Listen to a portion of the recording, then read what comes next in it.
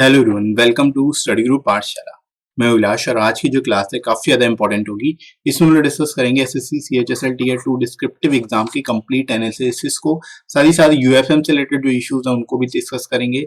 और आपका जो टीयर 3 है स्किल टेस्ट है उसके रिगार्डिंग भी कई चीजें मैं आपको यहाँ पर बताने वाला हूँ। ठीक है, तो साथ ही साथ ये भी मैं डिस्कस करूंगा कि जो पेपर आया था उसके हिसाब से ऑन एवरेज क्या स्कोर आ सकता है, एवरेज स्कोर कितना रहने वाला है। ठीक है, तो ये सारी चीजें बेसिकली जो है हम लोग यहाँ पर डिस्कस करने वाले हैं। राइट, तो इस वीडियो को आप कंप्लीटली देखना, बिल्कुल भी स्किप मत करना। राइट दोस्तों, तो चलिए शुरू करते हैं। Let start. सबसे पहले बात कर लेते हैं दोस्तों ऐसे का क्या टॉपिक आया था, क्या पूछा गया था। इसमें पूछा गया था freedom of speech, constitutional provisions and public debates. ठीक है, ये टॉपिक आपका जो है ऐसे में आया था। अब देखो, जैसा कि हम लोगों ने कई सारी चीजें पढ़ी थी, बहुत सारी चीजें हम लोगों ने पढ़ रखी थी पहले से, लेकिन कुछ नया हमेशा एक्सपेक्ट करना चाहिए एग्जाम में, क्योंकि अगर सेम ही चीज आने लगी तो फिर क्या बेटर रहेगा, है ना। तो ये ऐसा टॉपिक था जो कि अनएक्सपेक्टेड था, किसी ने एक्सपेक्ट नहीं किया था। ना ही कोई स्कीम आई और ना ही जो टॉपिक्स हम लोगों ने कवर किए थे उनमें से कुछ आया। ये टॉपिक ऐसा था जो बिल्कुल नया था, बिल्कुल भी अलग टॉपिक था। और देखा जाए तो ये सीधे सीधे कॉन्स्टिट्यूशन से उठा के इन्होंने टॉपिक उठा के रख दिया। फ्रीडम ऑफ स्पीच जो है आपका कॉन्स्टिट्यूशन में आर्टिकल 19 के अंतर्गत आता है। तो आर्टिकल्स के ऊपर अगर ऐसे आता है तो फिर उसको थोड़ी आपको पता होना चाहिए, आपको नॉलेज होनी चाहिए, तभी आप लिख पाओगे, है ना। तो इसमें जो ऐसे का टॉपिक पूछा गया था वो फ्रीडम ऑफ स्पीच पे पूछा गया था और 250 वर्ड्स में बेसिकली आपको ये लिखना था। ठीक है, इसी तरह अगर हम लोग बात करें लेटर की, तो लेटर का जो टॉपिक था वो था ये टॉपिक आपको दिया गया था, ये बेसिकली एसडीएम को आपको लेटर लिखना था। ठीक है, आपको ये पूरा क्वेश्चन दिया गया था कि assuming that you are Suresh और Seema, resident of house number 351 Devnagar, गली नंबर 2, पीओ, न्यू दिल्ली। ये पूरा कंप्लीट एड्रेस देखो इस बार दिया गया आपको, ताकि एड्रेस आप अलग से कुछ भी ना लिखो, है ना। इसके साथ ही साथ पिन कोड भी यहाँ पर दिया गया था। फिर कहा जा रहा है you are an activist working in tribal region. ठीक है, आप ट्राइबल रीजन में वर्क कर रहे हो। Write a letter to the concern authority SDM और कलेक्टर ऑफ छत्तीसगढ़। छत्तीसगढ़ के आपको कलेक्टर या फिर एसडीएम को लेटर लिखना है। बस्टर और पिन कोड भी दिया हुआ है यहाँ पर। ठीक है, आपको किस रिगार्डिंग लिखना है? Regarding problem face by your community in the tribal area. ठीक है, ट्राइबल एरियाज में जो प्रॉब्लम्स आ रही है उसके रिगार्डिंग आपको लेटर लिखना था। और देखा जाए तो बहुत ईजी था, ये ईजी था, बहुत ज्यादा ईजी था। ठीक है, इसमें कुछ भी नहीं है, ये जो टॉपिक है बहुत ज्यादा आसान है। ठीक है, लेटर जो है आसान है, जबकि ऐसे की बात करें तो ऐसे थोड़ा सा डिफिकल्ट हो सकता है, क्योंकि इसमें ऐसे में आपको पूरा पूरा बना के लिखना था। ठीक है, जबकि लेटर ऐसा आया था कि आप आसानी से इसको लिख सकते हो, तो कुछ भी इसमें डिफिकल्ट कहने वाला कुछ नहीं था। ठीक है, आपको अभी मैं बताऊंगा इसके लिए क्या क्या, लेटर के लिए क्या लिखना है वो सही था आपके लिए, और बेसिकली ऐसे के लिए क्या लिखना था। ठीक है, अभी तो मैं नॉर्मली आपको बता रहा हूँ कि क्या क्या चीजें जो है यहाँ पर पूछी गई। ठीक है, तो ये क्वेश्चन पूछा गया था 150 वर्ड्स में, बेसिकली आपको जो है ये लेटर लिखना था। ठीक है, तो अब देखो हम क्या लिख सकते थे। ये जो ऐसे में पूछा गया था, ऐसे में हमारे लिए क्या लिखना सही होता। ठीक है, ऐसे में देखो फ्रीडम ऑफ स्पीच के ऊपर आप लिख सकते थे। ठीक है, आपको 250 वर्ड्स में लिखना है। क्या क्या चीजें लिखोगे? आपको फ्रीडम ऑफ स्पीच, मैं बता रहा हूँ आपने क्या क्या लिखा हो सकता है। अगर आपने नहीं लिखा होगा तो मैं आपको आइडिया दे दूंगा कि अगर अगले नेक्स्ट टाइम अगर कोई ऐसा टॉपिक आता है तो क्या क्या चीजें आपको लिखनी पड़ेंगी उसमें। आप क्वेश्चन से ही सारी चीजें निकाल सकते हो। ठीक है, जैसे कि फ्रीडम ऑफ स्पीच को लेकर के आपको लिखना था, फ्रीडम ऑफ स्पीच के क्या मायने हैं। ठीक है, उसके ऊपर आप यहाँ पर थोड़ा सा लिख सकते हो इंट्रोडक्शन में।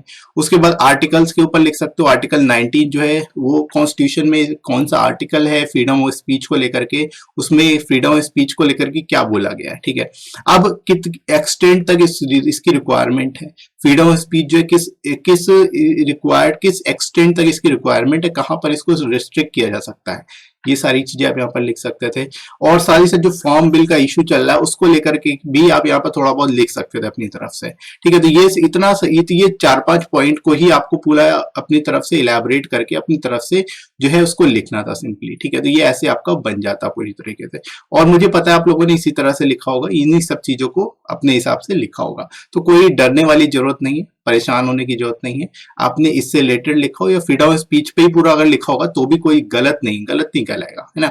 आप अपने हिसाब से कुछ भी लिख सकते हो, बस टॉपिक रिलेवेंट लगना चाहिए पढ़ने वाले को, क्योंकि ये ऐसा टॉपिक है जो कहीं पर आपको नहीं मिलेगा, कहीं पर किसी ने कोई ऐसे नहीं कराया इस टॉपिक से रिलेटेड। ठीक है, तो ये आपको कहीं मिलेगा ही नहीं। तो आपको क्या है अपने हिसाब से, ऐसे का मतलब क्या है कि जो भी आपको दे दिया गया टर्म उस पे अपने हिसाब से आपको लिखना है, ठीक है। तो वही ऐसे कहलाता है। तो ऐसे कोई जरूरी नहीं कि इसमें आप अपने मन से ही लिखोगे, वैसे भी ऑब्वियसली, है ना। और ये टॉपिक ऐसा था कि आपको अपने मन से ही लिखना था, ठीक है। तो यहाँ पर एक तो बात ऐसे में समझ में आ गई। अब बात कर लेते हैं लेटर में क्या लिखना था। लेटर में क्या लिख सकते थे? लेटर में देखो सबसे बड़ी बात है फॉर्मेट की। फॉर्मेट के आपको सीधे सीधे मार्क्स मिलने हैं। फॉर्मेट में आपको कुछ भी ऐसा नहीं है कि अगर आप फॉर्मेट सही से लिख के आते हो तो मार्क्स नहीं मिलेंगे, बिल्कुल मिलेंगे। आप कुछ भी मत लिख के, अगर सीधे सीधे फॉर्मेट आपने सही लिखा है, भले ही थोड़ा बहुत गलत भी लिखा है, तो भी फॉर्मेट को तो सीधे सीधे मार्क्स आपको मिलने है ना। तो फॉर्मेट के मार्क्स आपको फिक्स कर देने पहले से, मैं ऑलरेडी फॉर्मेट आप लोगों को बता चुका हूँ। अब देखो इसमें आप जो ट्राइबल एरियाज हैं उनमें समस्या क्या कौन कौन सी है, कौन कौन सी समस्याएं हैं जिनको आप इलैबोरेट कर सकते थे। तो इसमें जो था आपको लैक ऑफ एजुकेशन के बारे में आप बता सकते हो उसमें, कि जो ट्राइबल एरियाज है वहाँ पे एजुकेशन की प्रॉब्लम है, एजुकेशन की प्रॉब्लम है। स्कूल खोले जाएं, नए नए स्कूल खोले जाएं और अदर एजुकेशन इंस्टीट्यूशन वहाँ पे लगाए जाए, ताकि जो ट्राइबल एरियाज में रहने वाले लोग हैं उनको भी एजुकेशन प्राप्त हो सके, ठीक है। उसके अलावा डिस्प्लेसमेंट से रिलेटेड इशू है, रेजिडेंशियल इशू है, रहने की प्रॉब्लम है, ठीक है। तो रहने का इशू यहाँ पर आप बता सकते हो कि जो लेटर है उसमें ये जो टॉपिक है इसमें आप ये इशू बेसिकली इसके ऊपर लिख सकते हो एक दो लाइन। उसके बाद हेल्थ और न्यूट्रिशनल इशू के ऊपर लिख सकते हो, हेल्थ से रिलेटेड प्रॉब्लम्स रहती हैं, न्यूट्रिशनल इशू है, ये है ट्राइबल एरियाज में सबसे ज्यादा बड़ा इशू बनता है। इरोजन ऑफ आइडेंटिटी, आइडेंटिटी का उनको इशू है कि भाई ट्राइबल जो है उनकी आइडेंटिटी खत्म होती जा रही है, मतलब वो एक तरह से वो कल्चर उनका खत्म होता जा रहा है, तो इसके ऊपर आप लिख सकते हो।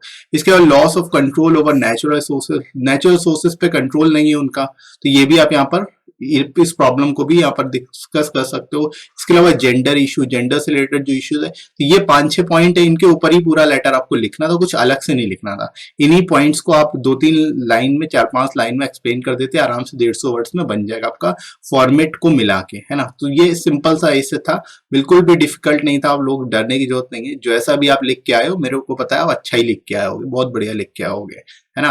अब बात कर लेते हैं एवरेज मार्क्स की, कि आपको जो टॉपिक पूछा गया उसमें एवरेज मार्क्स कितने आपको मिल सकते हैं। ये एक्सपेक्टेड एवरेज मार्क्स हैं, हो सकता है किसी ने बहुत अच्छा लिखा हो तो बहुत ज्यादा मार्क्स मिल जाए, लेकिन मेरे हिसाब से जो ऑन एवरेज लोगों ने लिखा होगा, क्योंकि ये ऐसा टॉपिक है जो कहीं आप प्रिपेयर नहीं कर सकते, है ना। ये आपको प्रीवियस अपनी नॉलेज पे डिपेंड था, आपके पास जो भी चीज आपने पढ़ रखी थी उसके हिसाब से आपको लिखना था, ठीक है। तो ऐसे की अगर बात करें तो 50 में से आपको 28 से 35 मार्क्स मिल जाएंगे इसमें।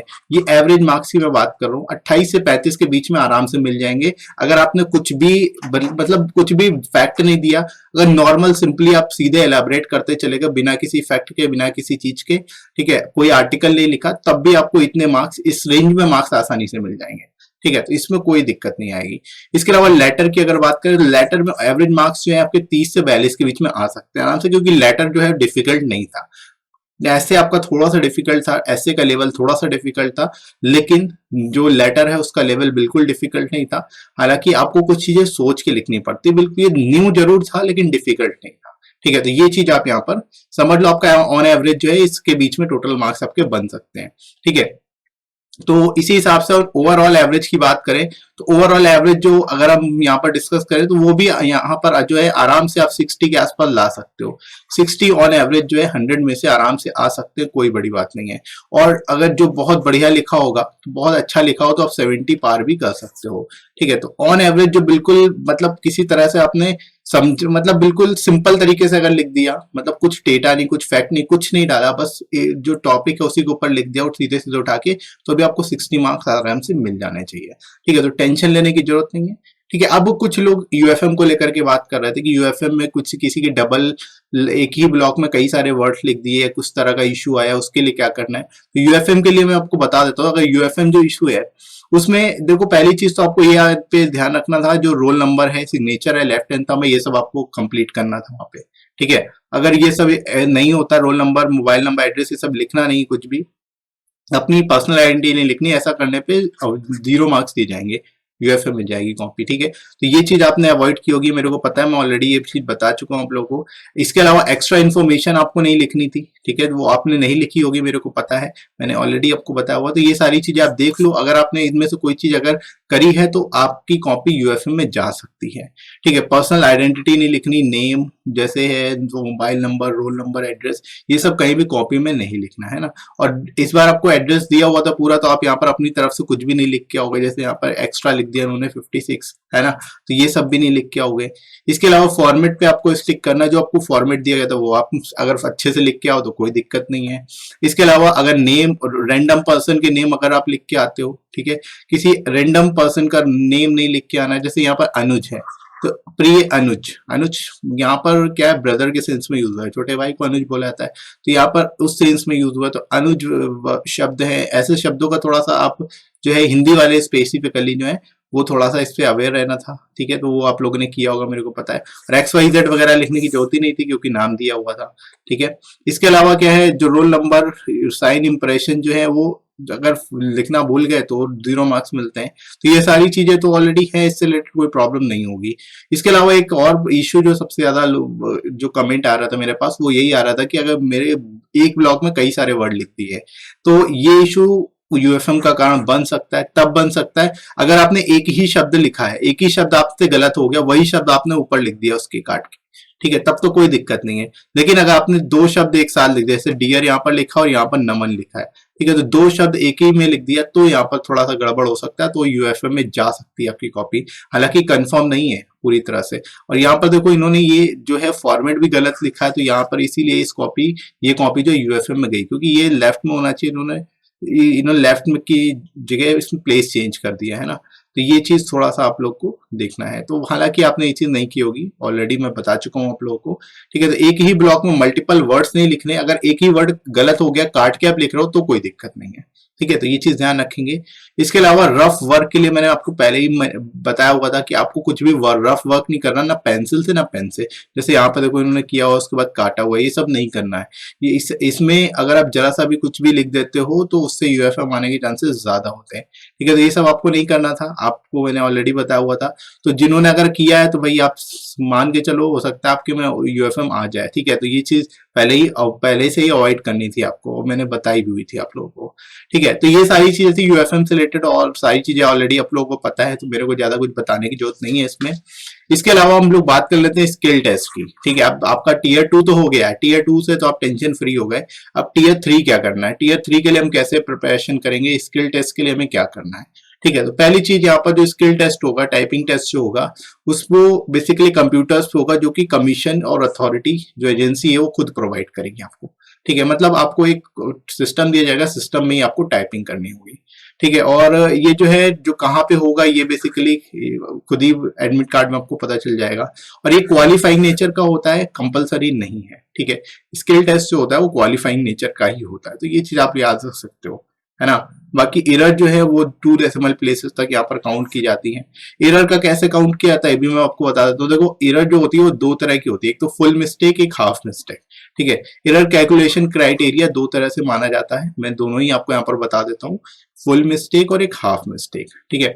इसमें क्या होता है, जब फुल मिस्टेक कब होती है, जब पूरा का पूरा वर्ड आप क्या कर देते हो, गलत लिख देते हो या फिर भूल जाते हो, तो उसको हम लोग फुल मिस्टेक बोलते हैं, ठीक है। जो एग्जाम्पल जैसे दिया गया, according to election commission of India, जैसे ये एग्जाम्पल है, इसकी जगह पे आप लिख दो कि according to election of India, आप कमीशन भूल गए, ये शब्द भूल गए, तो उस केस में ये जो आपने मिस किया टर्म ना कमीशन, ये पूरा का पूरा वर्ड क्या एरर में चला जाएगा, यानी फुल मिस्टेक। तो इसमें देखो टोटल कितने वर्ड्स हैं, 3 3 6 3 9 1 10, यानी 10 वर्ड्स है, तो एरर क्या होगी, 10 लेटर्स की होगी, ठीक है। तो अगर आप कोई वर्ड पूरा का पूरा भूल जाते हो, स्किप कर देते हो, तो ऐसे में जो मिस्टेक होती है उसको हम लोग फुल मिस्टेक बोलते हैं, ठीक है। तो ये चीज याद रखोगे, इंपॉर्टेंट है। इसके अलावा देखो सब्स्टिट्यूशन में होती है मिस्टेक, फुल मिस्टेक। अगर कोई वर्ड किसी और की जगह कोई और वर्ड लिख दिया, जैसे कि according for election commission of India लिख लेना, टू की जगह आपने फॉर लिख दिया, ठीक है। टू की जगह आपने फॉर लिख दिया, तो उस केस में एरर क्या होगी, जितने एक्स्ट्रा या लेस लेटर आपने लिखे होंगे, जैसे फॉर लिखा है टू की जगह पे, तो कितना लेटर एक्स्ट्रा है, 1 लेटर एक्स्ट्रा है, ठीक है। तो 1 लेटर एक्स्ट्रा, इसलिए एरर कौन सी मानी जाएगी, 1 लेटर की एरर मानी जाएगी, ठीक है। तो ये चीज आपको याद रखनी है यहाँ पे।